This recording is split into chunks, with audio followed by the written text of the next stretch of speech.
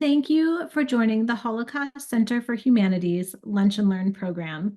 I'm Alana Cohn-Kennedy, the Chief Operating Officer at the Holocaust Center.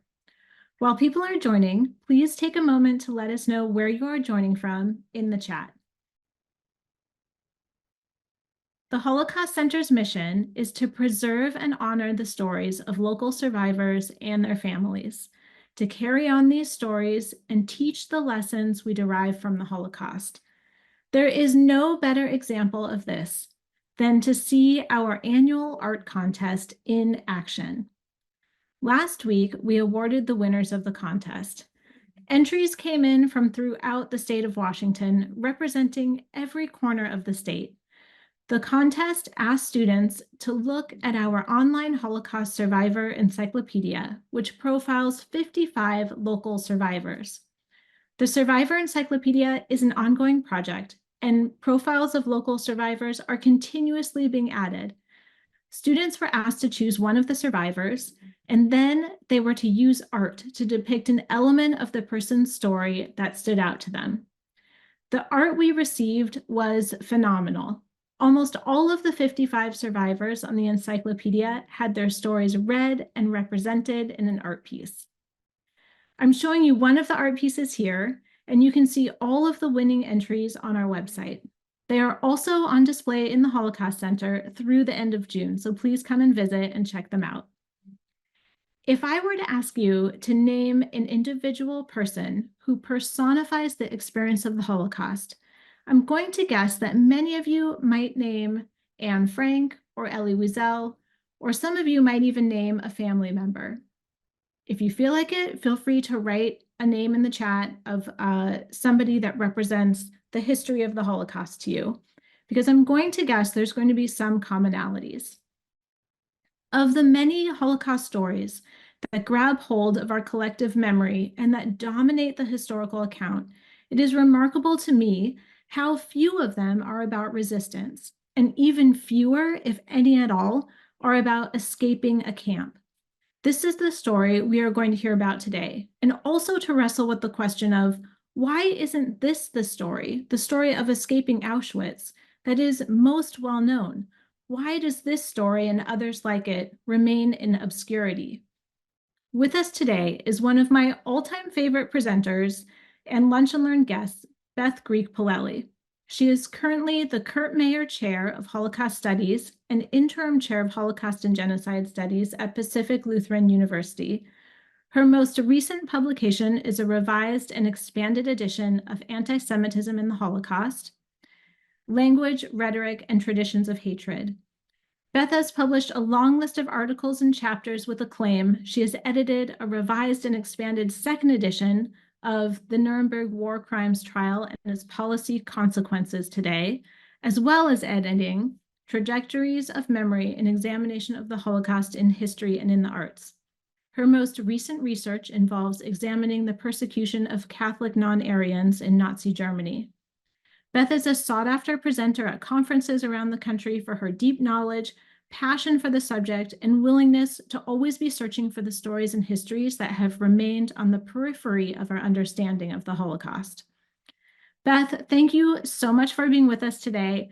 I have a few questions for you that I'm very interested to hear your take on, and then we will take questions from the audience. If you are watching the program live, you can enter your questions at any time in the Q&A feature on Zoom. Beth, thank you so much for being with us today. Well, thank you, Alana. I appreciate the Holocaust Center for Humanity and all of the work that your whole institution does. And I'm thrilled to be back with you today. It's an honor. Every time you ask me to come on, I'm always excited and happy. It reaches such a broad audience. I was watching the chat and all the different locations that people are coming in from. It's just absolutely wonderful to have this opportunity for a lunch and learn. Reach out to so many people. Thank you. Thanks, Beth. Well, here, Beth, I want to start with a question just to help us lay the groundwork for the story we're about to dive into. Auschwitz looms large in our understanding and narrative of the Holocaust. And for those who are not familiar with the layout of Auschwitz, it's a camp complex that consists of several locations, and was open from 1940 to 1945. And during this time, 1.3 million people were deported to Auschwitz. And of those, only 200,000 would survive to the end of the war. That means that 1.1 million people were murdered in the Auschwitz camp complex. Can you start by giving us just a little bit of an idea of what this place was like for prisoners? Sure. I think, as you say, that Auschwitz becomes kind of the iconic image, rightfully so, because it becomes one of the most successful killing centers that the Nazis established. And as you mentioned, Auschwitz is actually quite a vast complex. There are kind of three main different sections of Auschwitz. There's Auschwitz I, Auschwitz II, which typically is called Auschwitz-Birkenau, and Auschwitz III, which is typically called Monowitz, but they had a multitude of subcamps. And so when we look at Auschwitz, I think for most of us, when we think about the Holocaust and gas chambers, we're really thinking about Auschwitz II or Auschwitz-Birkenau, although there were gassings at Auschwitz I. For the people who arrive on those horrific deportation freight cars, cattle cars, there's obviously going to be a selection that takes place. And it's roughly about 10% of the people that are pulled out of each train that are selected for basically forced labor in the camps. And the vast majority of those people are sent to the left to be gassed. And so when we think about the daily life of the people who were that 10% that were selected for forced labor, what we're going to be looking at is, I think, as many book titles suggest, is hell on earth, right? That we see titles, Escape from Hell, What Dante Never Saw. These are some of the titles that refer to survivors' recollections of how absolutely, really unimaginably horrible the daily life was. And for people in the camp, it is a grueling system that is designed to wear people down, to dehumanize them. And so the schedule begins typically, if it's not winter, at 4:30 in the morning, right? You're going to hear a gong in most cases at Auschwitz to wake the prisoners up. You don't get breakfast, you get some kind of fake or ersatz coffee. You then have to go to the notorious appel, the roll call, which can last as long as the guards want it to. And sometimes the guards like to have fun with the prisoners and toy with them. It's also the time when they have to count the people who survived the night and who has passed away in the interim hours. And so the work then begins where you are marched out in groups of 5 to form up into work detail assignments. And the prisoners are at the whim of their guards, the block supervisors, and what are called the capos. And so this begins basically an 11-hour shift of work. There is a time where you are so-called fed lunch, but I think, as we all know, that the lunch is insufficient to sustain life. The amount of calories that workers are burning off working in construction, in lumber yards, in quarries, it's a thin, watery soup. There's practically no vegetables in it. There might be potatoes and so forth. So it's absolutely, I think, really unimaginable kind of conditions. And if you can endure the potential beatings, the abuse of the guards while you're out performing this labor, eventually you're marched back into the camp. There's going to be an evening roll call, typically about 7 o'clock at night. And those roll calls can, again, take as long as the guards just deem that it's necessary, right? And then finally, you're released back to your assigned barracks, where you're given about 300 grams of bread. And it's expected that you're going to eat some of the bread, but then try to save some of the bread so you'll have something to eat for breakfast in the morning. in all of these cases throughout all, and now that's of course the very bare bones sketch of what daily life is like, because none of that really captures the absolute barbarity that people were exposed to every single moment of the day. And a So, great, oh, I'm sorry. oh yeah, so I was just going to ask then, like considering the extreme deprivation and harshness that you're describing, it's kind of uh un like unfathomable to me that with that people would have the energy or the ability to even consider trying to escape this place, and yet people did try to escape. So I wonder, like, can you tell us a little bit about how many people tried to escape, and were any of them how many were successful? Right. Okay. Well, and this was something that I actually had to do research on to think about, because, as you say, it really is almost unfathomable how, when you are so mentally and physically depleted, how could you somehow gather your thoughts and organize and plan? And so part of my answer to that question would be, for many of the people who begin plotting an escape, they recognize that they're going to have to act quickly before they are completely into full starvation mode when your body's not functioning. But when we look at the statistics, it's actually quite I was, I think, kind of amazed to find out that there's a Polish historian, and I don't speak Polish, so I'm probably not going to pronounce his name properly. His name is Heinrich Słabacki, and he has done research on how many attempted escapes from Auschwitz existed, and he has the number as 802, Wow. which is amazing, right? Now, of that 802, he's broken that down to mean that there were 144 successful escapes. There were 327 people who escaped but then were caught and brought back. And of course, they're tortured and then executed in front of the prison inmate population. And then he has another 331 that are just listed as unknown. They escaped, but no one knows whatever became of them. So my guess would be that these are people that made it out of the actual camp into the surrounding area, and they might have died after making it that far. They might have been killed because of the war. They might have been captured and killed by partisans, but we don't know their fate. And there are all different types of stories of the people who've escaped. And of course, I know we're going to talk about Rudy Vrba and Fred Wetzler's escape in just a minute, but there are some. There's one story that I just love, so I feel like I have to tell it.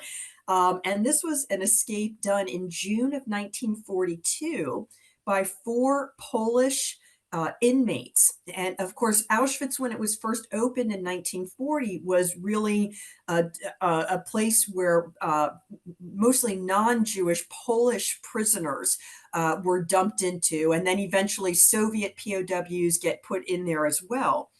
And these four Polish men working with Camp Underground and other resistors inside of Auschwitz were able to get three SS officer uniforms, and they plotted this very daring escape where three of the four men wore the SS officers' uniforms.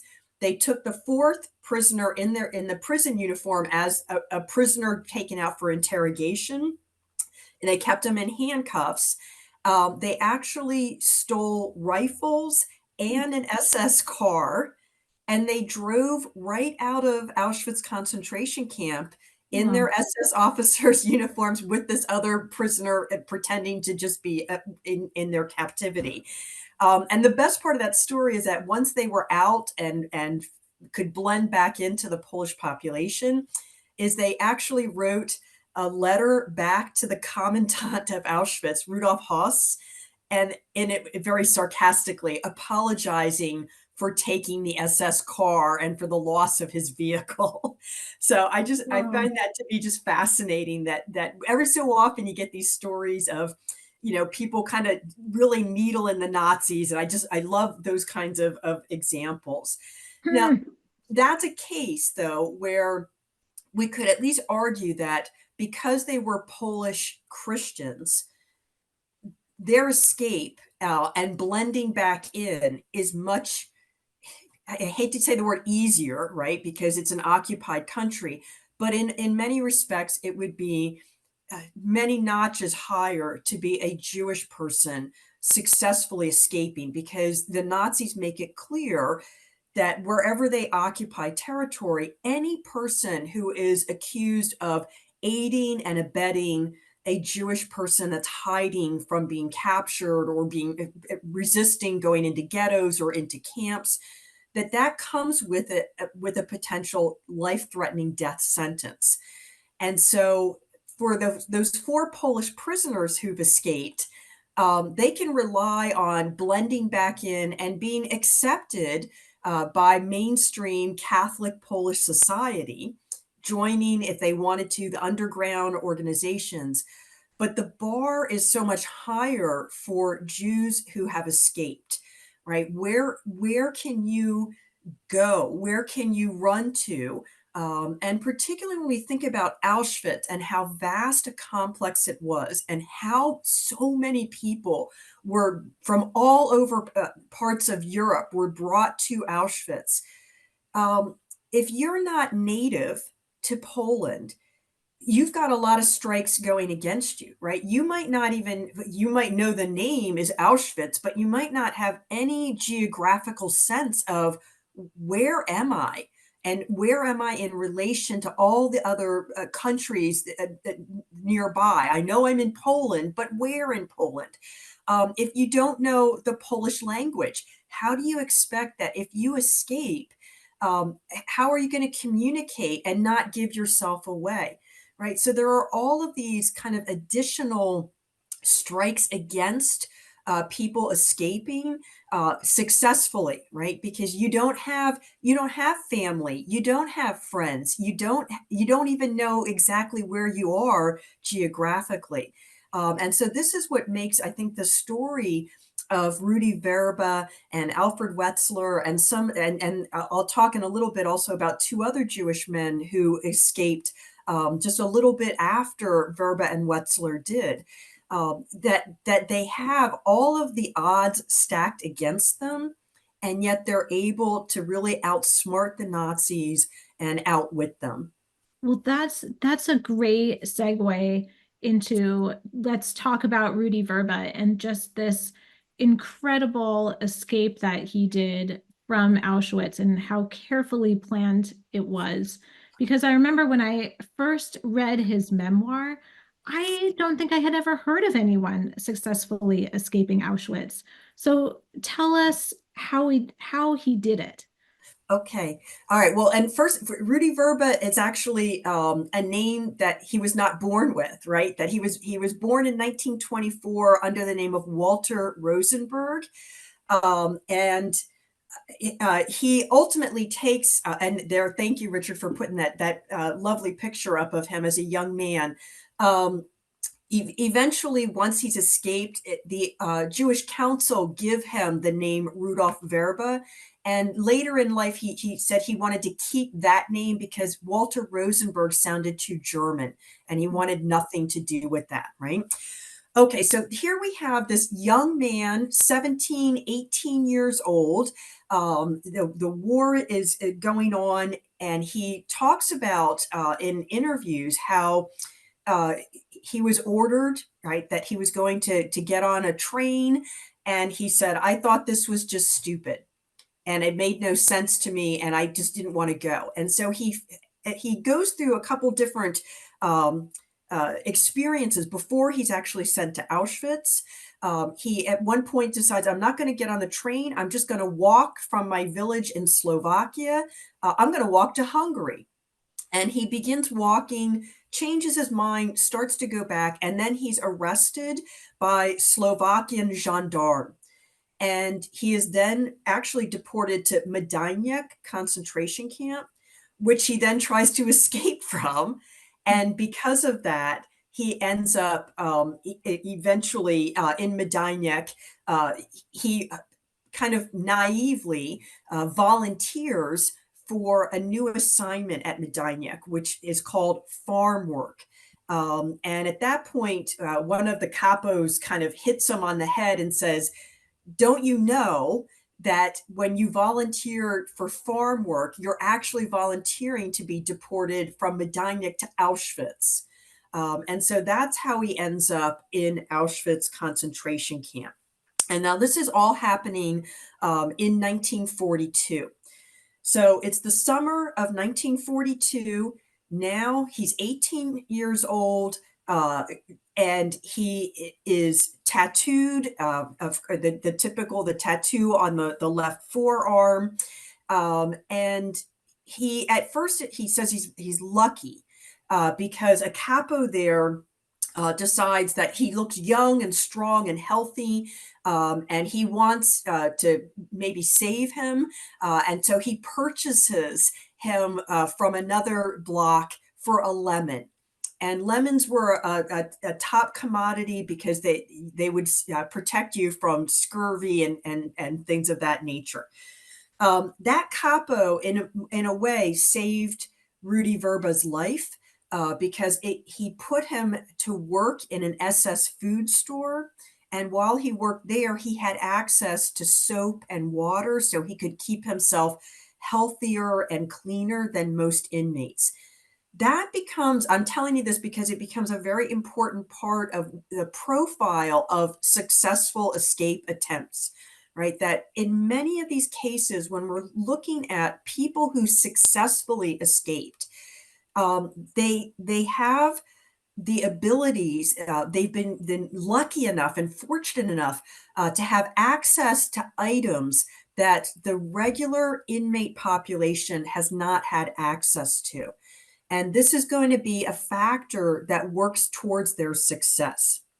All right, so now he's eventually he gets transferred inside to the barracks called Canada. And for all the people listening that know a lot about the Holocaust, you know that inmates at Auschwitz complex, they referred to this vast kind of sorting area where all of the luggage, all of the material goods that victims brought in are sorted through. And they called it Canada because they said they imagined the country Canada as the land of plenty, right? And so he gets assigned to work in this barracks of Canada. And this is going to play another key moment in his planning how to get out. And my impression of Rudy Vrba is that from the moment he got to Auschwitz, he was already planning, how am I going to get out of here? How am I going to escape? And so while he's working in the barracks, the area called Canada, sorting through all of these belongings, he comes across in one of the pieces of luggage a child's atlas. And this is critical because, as I said earlier, for most people that are not from Poland, and even if they were from, they might not know where Auschwitz is. And so he surreptitiously removes the page out of the child's atlas that shows him basically where, at least roughly, where he is. And he can see that if he could get out of Auschwitz, he could follow the river Sola, and that would bring him back to his country of Slovakia. So now he's got at least a mental map, a geographical sense of where is it that I need, how do I get out of here, and what direction do I need to go in order to escape. So this is going to help him. He also has this really uncanny ability to memorize and to think of things. And if you watch him in interviews, he talks about like, oh, this really wasn't hard, but it just, I think, comes naturally to him to have this wonderful memory. All right, so ultimately, what he begins to do in every job that he's given is he watches intently after every failed escape attempt, right? And he tries to find out every detail that he possibly can. How did they plan it? What potentially went wrong? And so he's kind of trying to weed out, okay, this was the mistake in my escape. I can't do this. What also assists Vrba is that once he has been in Auschwitz for about 5 months or so, he contracts typhus. And the man who smuggles medicine to him that helps him regain some of his strength is a member of the Slovakian underground resistance inside of the camp.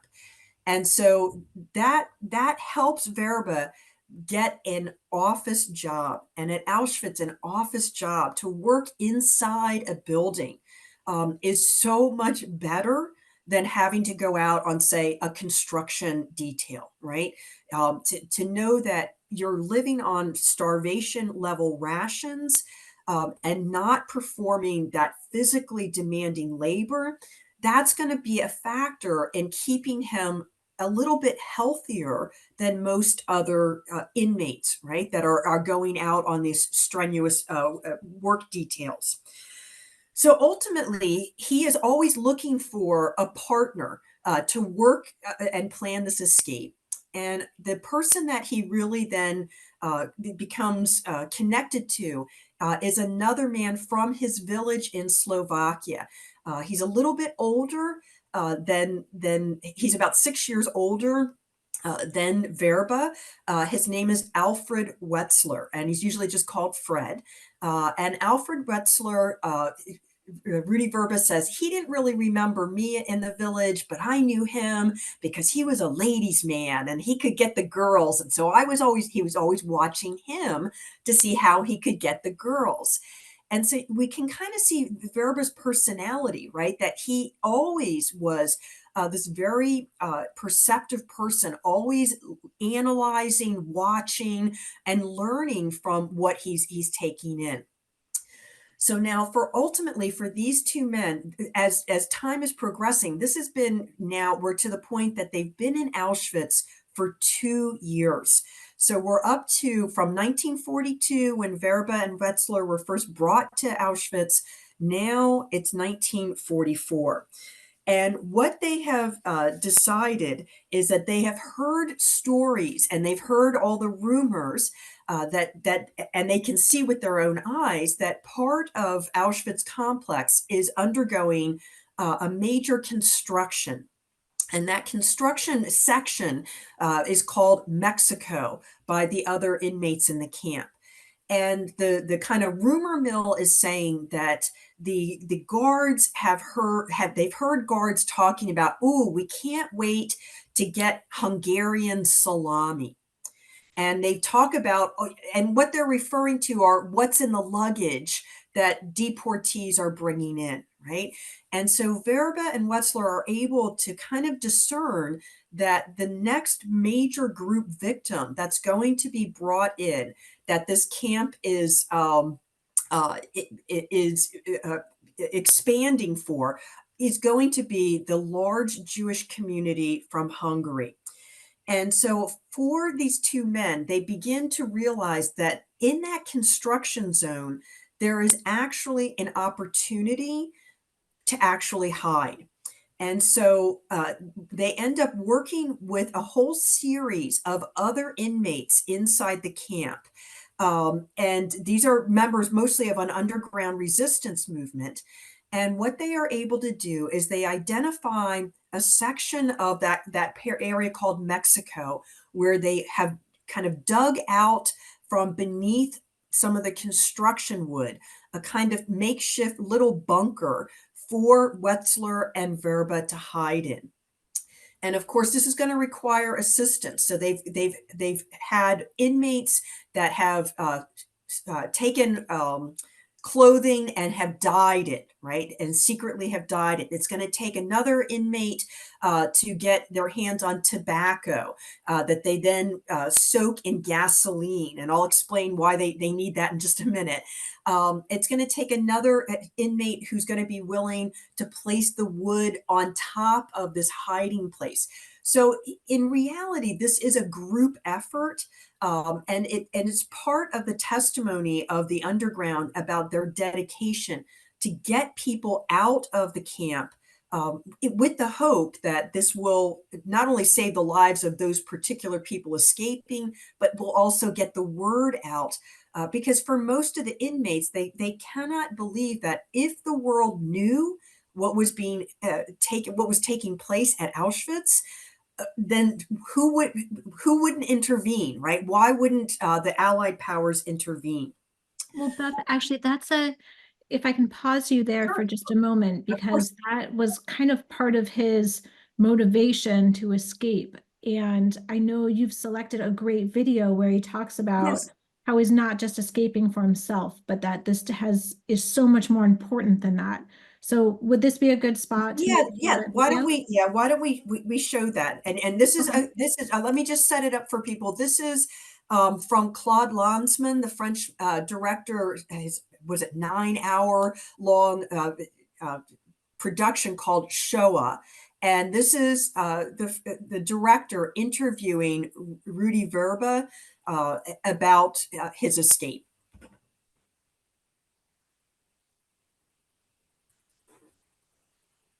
This letter on.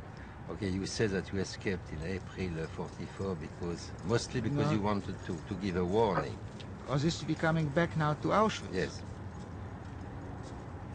Well, obviously, that to give it a meaning to the 2 years which I spent in Auschwitz, and to escape only for my own sake would be ridiculous. And because I had the information in considerable detail that the Hungarian Jews are going to be murdered en masse in a very short time. This means I expected that it should start in May, and it did start in May. And I thought I could see that the whole murder machinery could work only on one principle, that the people came to Auschwitz and didn't know where they are going and for what purpose. And I assumed that the natural instinct of self-preservation, if nothing else, will create, if nothing else, if not resistance, then at least sufficient panic that this organized transport of human beings into a center like Auschwitz, where they are being slaughtered like pigs, only less humanely, and with the efficiency of a major slaughterhouse, say in Chicago, that this process could be at least slowed down if those people would have been warned in advance and panicked. Because once there is a panic, you see. Thank you. Thank you, Richard, for doing that. I didn't want it to go on too long, but I think that if anyone is interested in watching that, those excerpts are all available.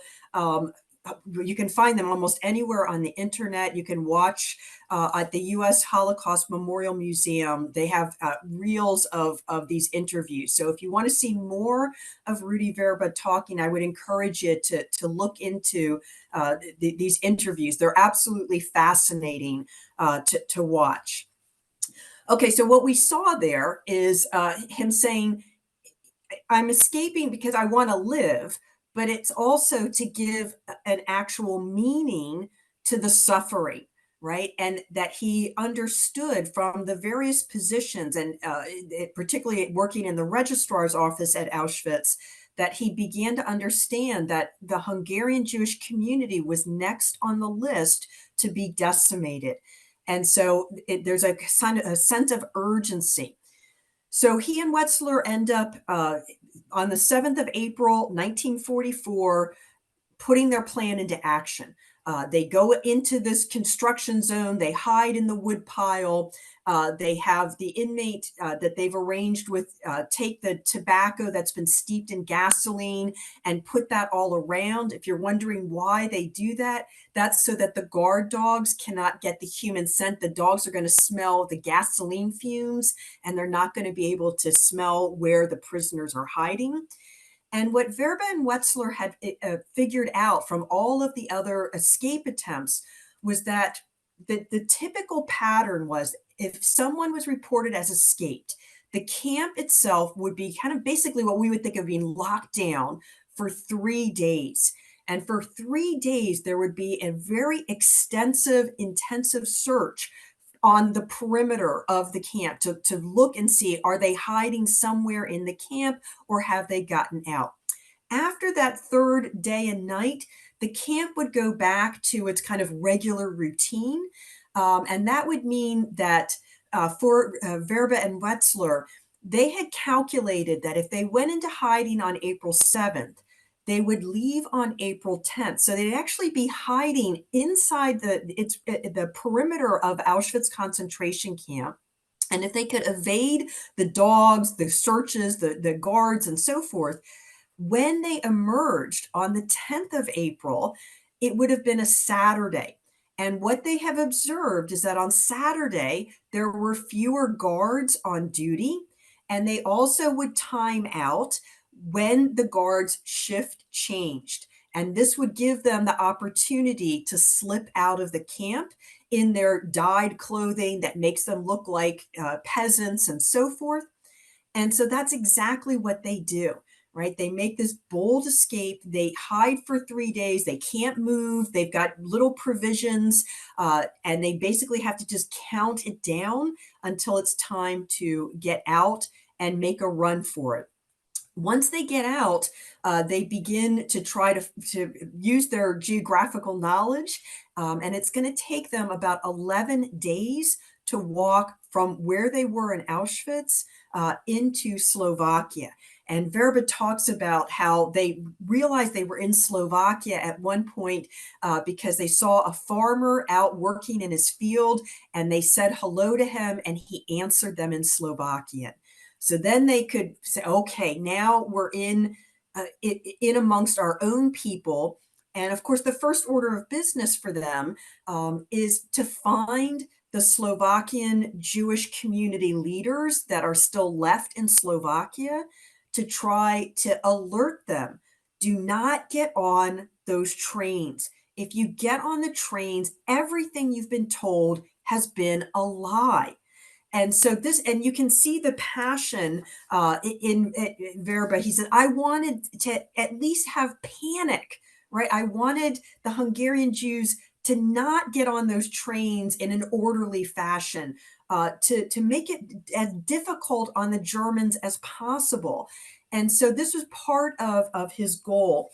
And if you don't mind, I think I want to read just a little, one quote from Fred Wetzler.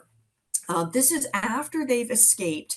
They've walked 11 days. And while they were walking, they did receive assistance from various, some Polish farmers gave them a little bit of food, let them stay in a barn at night.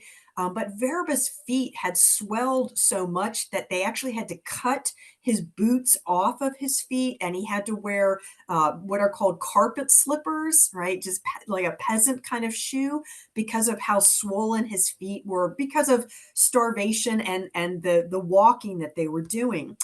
But ultimately, when they get in contact with the Slovakian Jewish community leaders, Vrba, he's 20. He's been in Auschwitz for 2 years. He is enraged. He wants to tell all of the horrible things that he's seen going on.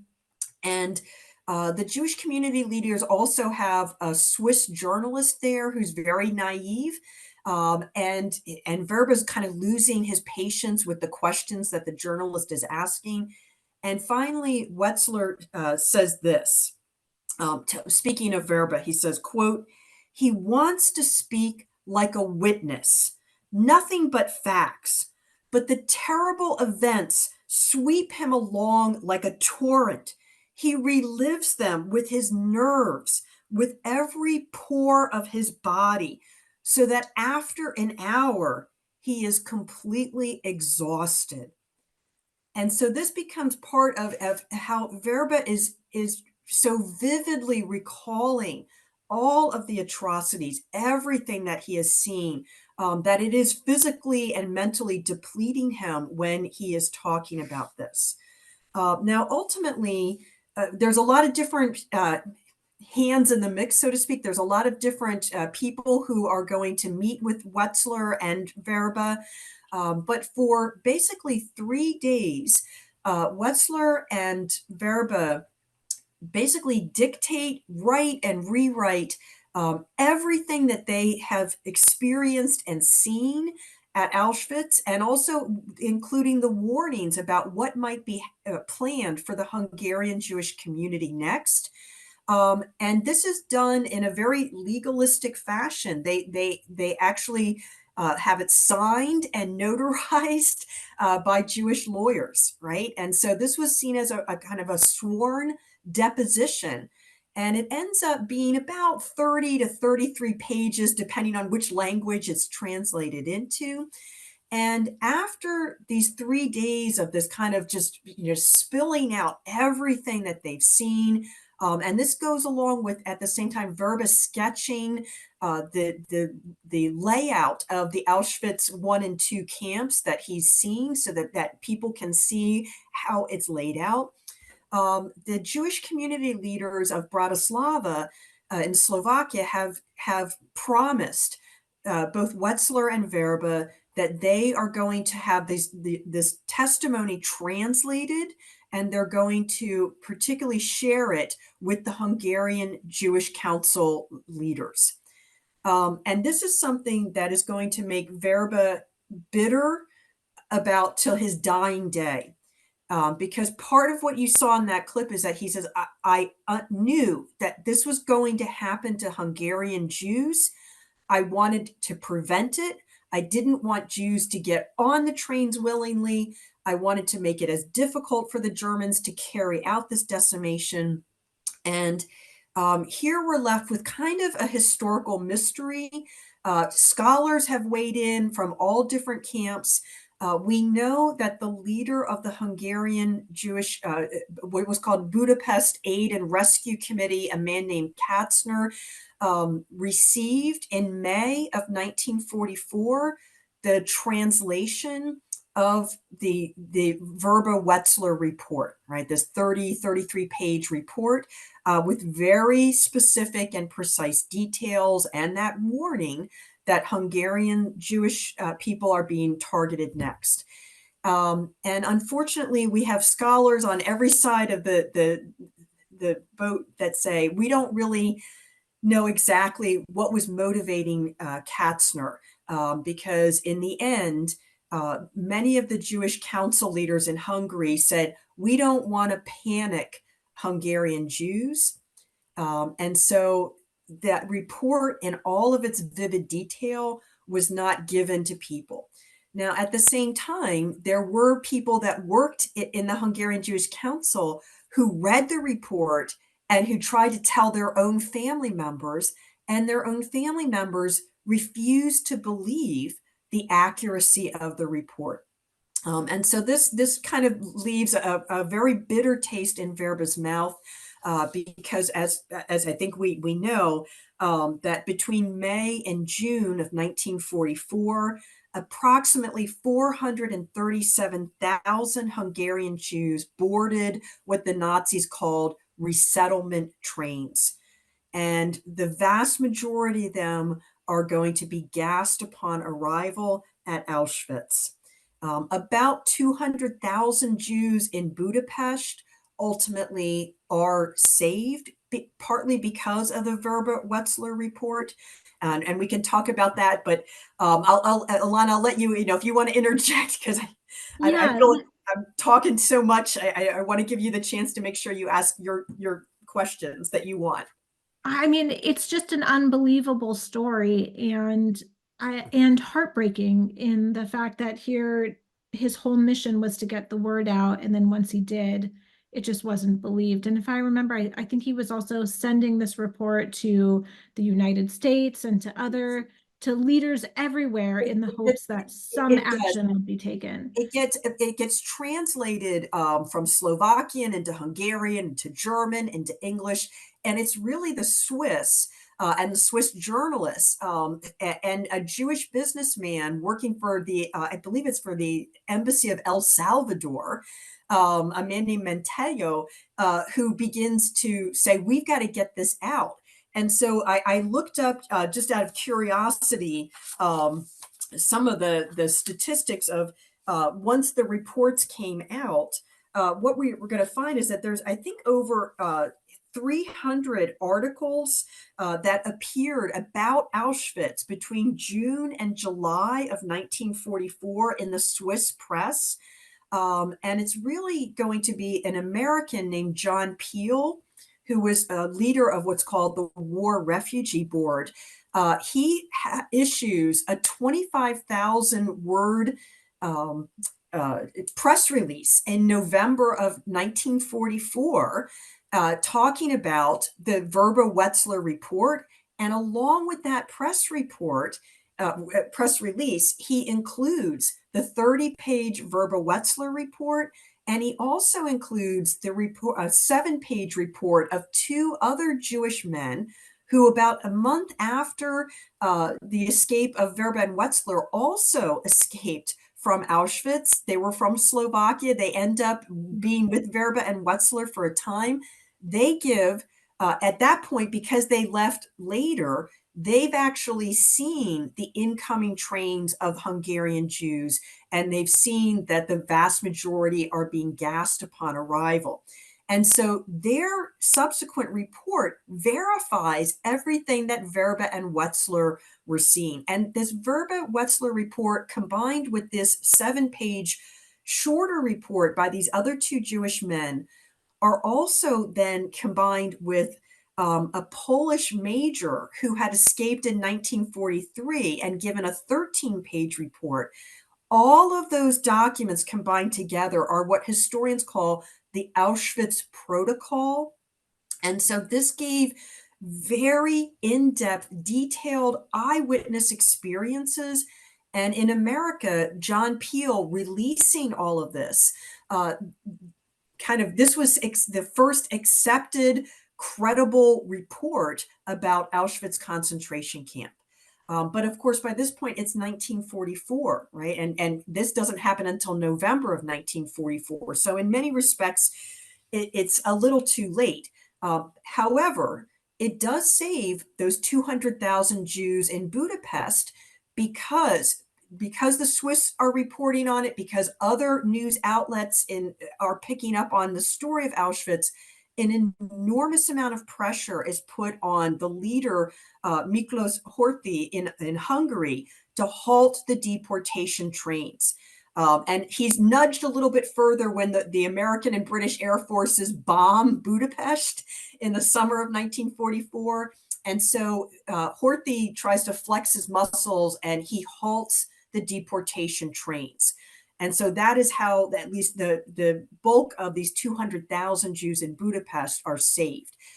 So in a way, the Vrba-Wetzler effort actually does save lives. It's just not the number of lives that Rudy Vrba wanted, right? He wanted to save all the Hungarian Jews, right, from the hell of Auschwitz. And unfortunately, we can imagine Auschwitz because we already know about it, and we've seen films about it, we've watched videos, we've seen still photography of it, we've read. But for people living throughout it at this time, they just can't envision what Auschwitz actually was, this industrialized assembly line killing machine. And so for many people, they just think, no, you've lost your mind. You've cracked under the stress. And this can't possibly be true. Well, I think this is a good place for us to pause so we can take some questions from audience members. But I think that's something that as human beings we carry on even to today in so many aspects of our lives, that when it just seems too horrible that we just believe it just could not be true. Like that just Right. must not be the Yeah, case. we want to believe, at least I think for many of us, we want to believe in the best of human nature, and that monstrous acts can't possibly take place, especially on a daily, regular basis.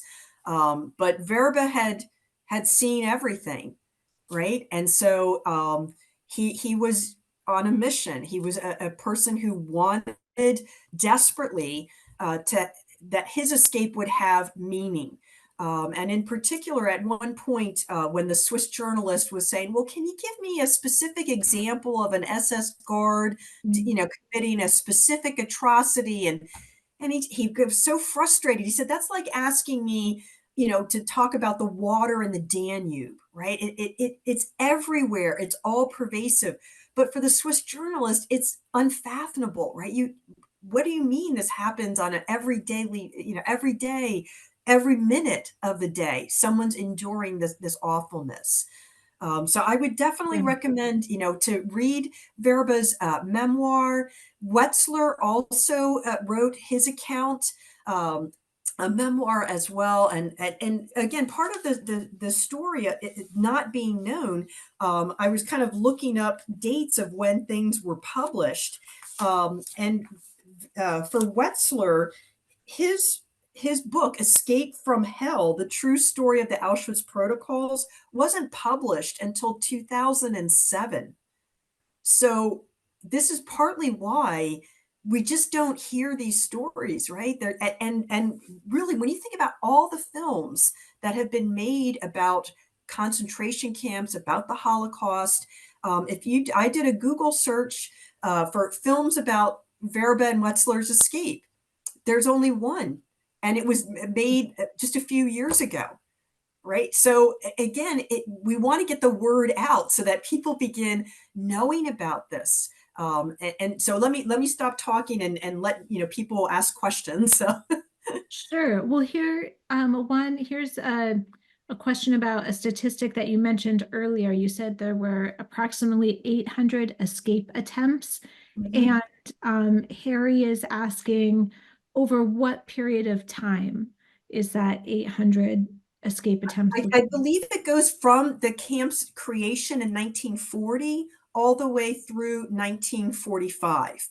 And that would be, of course, before January, when the camp was being so-called evacuated for death marches.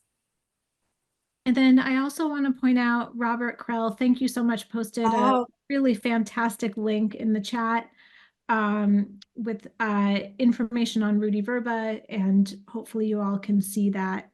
There, it's just rudolphvrba.com, and Vrba is spelled VRBA.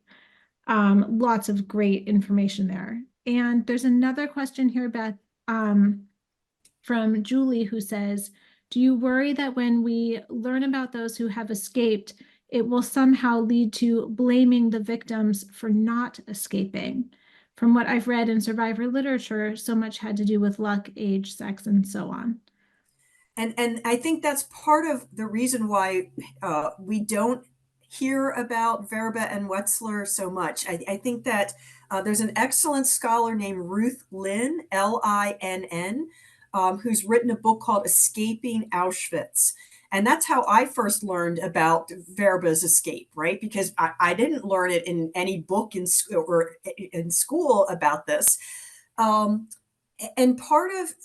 I think part of the immediate post World War II narrative was we don't tell those particular stories because then it makes all of the people who lost family members inside of concentration camps feel bad, right? Why couldn't my father, why couldn't my mother plot an escape, right? And why couldn't they get out? And so that's partly part of the reason. And in fact, when you go back through really literature from the 1970s, 80s, and 1990s, Verba and Wetzler have kind of been erased. They'll mention two Jewish men, young men escaped from Auschwitz, but they don't even give their names, right? And so I think part of it was there's an element of sensitivity to it. But then there's also maybe the flip side where, especially now in 2024, maybe we should talk about these heroic acts of resistance, right? Alana opened our session by saying, we don't really hear a whole lot about Jewish resistance. We hear about the Warsaw Ghetto Uprising. We hear about Jews fighting in partisan units, right? But we don't hear as much. And so I would think that by now it would be empowering for people to begin to contemplate that you have to account for all of these exceptions, right? That Vrba had a somewhat privileged position in the camp, right? That he was in an office, he had access to a map, and that they weren't that far from their home country where they could speak their own language and blend in with their own people, right? And so you've got to factor all of that in for students if you're teaching them about this, because escape for most people really wasn't a possibility.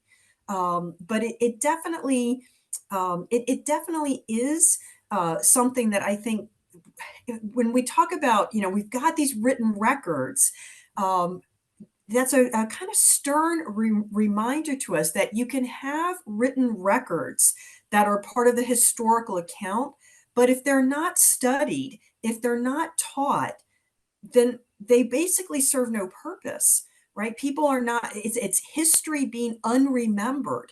And so I would make a good argument that, at least make a case for we should know about this. And it's not to denigrate all of the experiences of all the other people who simply didn't have the resources and the connections in order to get out of the camp.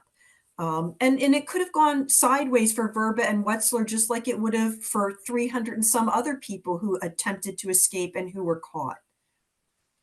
Beth, thank you so much. There are so many other questions that I'm so sorry that we don't have time for, but I do want to just mention, respond to one and just say that Rudy Vrba actually lived later in his life in Vancouver, BC, in our own region. And actually he taught at University of British Columbia, my alma mater, which is, I think, he was the professor of pharmacology. Yep. Amazing. Yeah, which is pretty great. And I love this quote that you said, it's history being unremembered when there are these documents that we are not revisiting and not taught. And I think that is just almost like a call to action to all of us to find those stories.